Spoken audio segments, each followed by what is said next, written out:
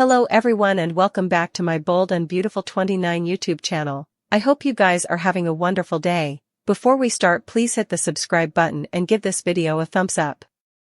Katie will sweat Will's broken heart while Sheila gives Lee a fidelity assignment. Lee will throw in blameworthiness at Sheila, who seems kindly proud of Luna for actually pulling off her baby plan. Sheila doesn't exactly blink what Luna did, but part of her is no doubt a little impressed by her granddaughter's imagination. Sheila wouldn't be lodging for Luna to land back behind bars. The fact that Luna is pregnant with a Spencer heir at law could save her from captivity, so Sheila will be pleased about that. Lee will charge Sheila of being on Team Luna and supporting their granddaughter's agony jest. Still, Sheila may argue that she simply wants Luna and the baby to stay safe outside captivity walls. Sheila will show some family fidelity then and may suppose Lee should do the same, but Lee will remain appalled over Luna's conduct. Hope will give Katie updates on the lovely discussion she just had with Electra, who's crazy about Will and could see herself staying with him ever. As Hope rambles about Electra's devotion and the love she deserves, Katie will sweat everything's about to deteriorate.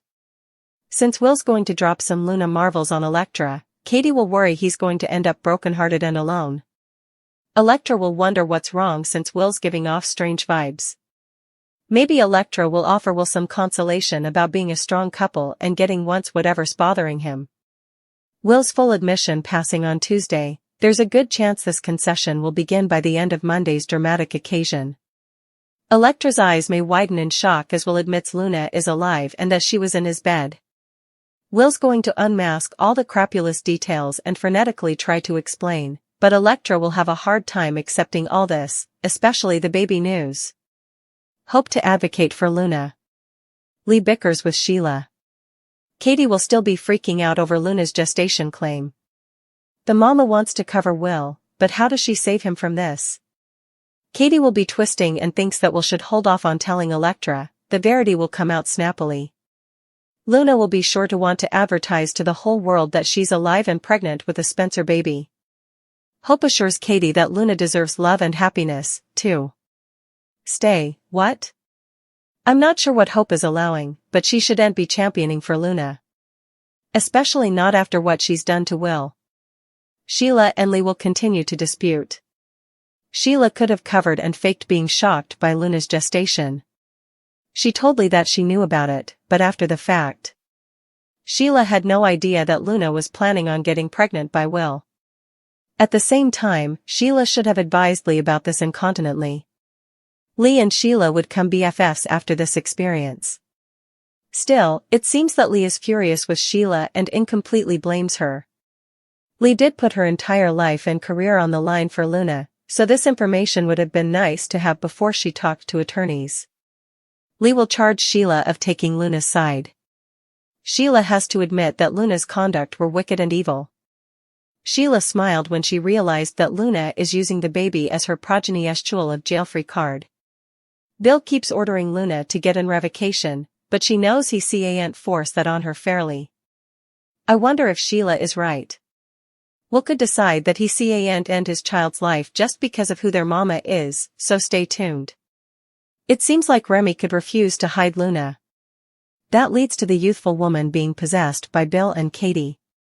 Thomas completely loses it with Ridge and Brooke. Remy had Luna bursting into his apartment. Indeed, though he was glad to see she wasn't dead, he doesn't want to risk his future. Remy remembers helping Luna at the firing range, and he rued it.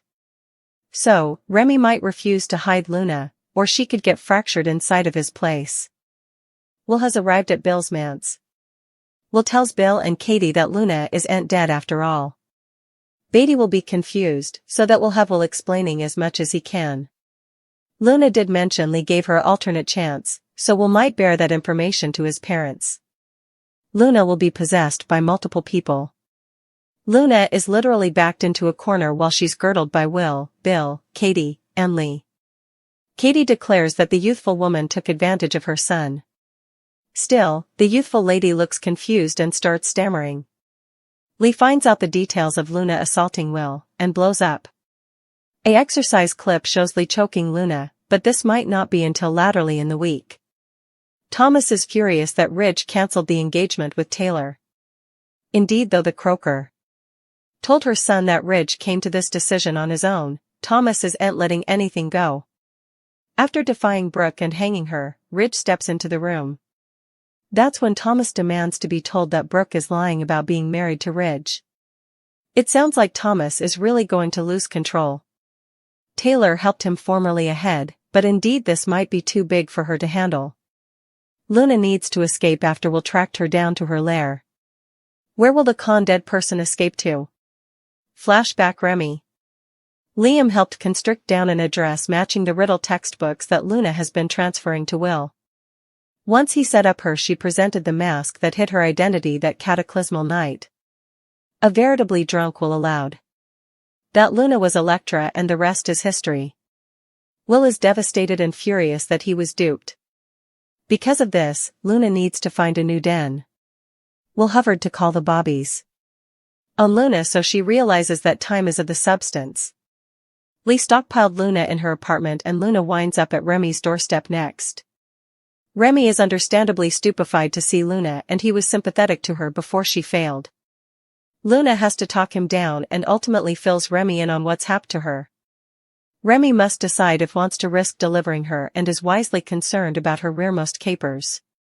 She unmasked the entire verity or just some of it? Luna needs to get pregnant.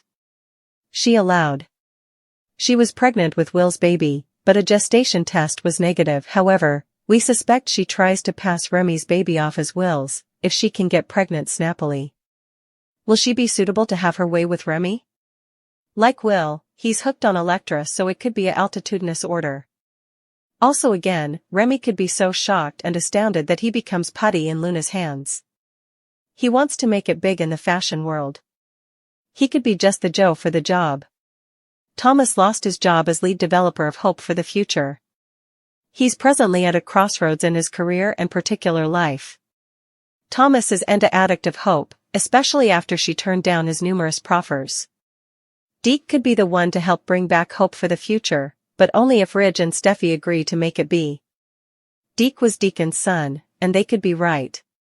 The ending credits list him as Deke Sharp. So, now they know that he's affiliated to Cleric. Taylor is formally again agonized. Brooke and Ridge's reunion has her feeling a admixture of feelings, one of which is wrathfulness towards her former father-in-law, Eric. Brooke and Ridge's reunion has most everyone happy. Eric, who's been pushing for Bridge to get back together, is pleased his son followed his advice. Eric also knows that the couple's reunion means heartbreak for Taylor. When Eric stopped by the Forrester guest house to check on Taylor, she didn't hold back in expressing her wrathfulness.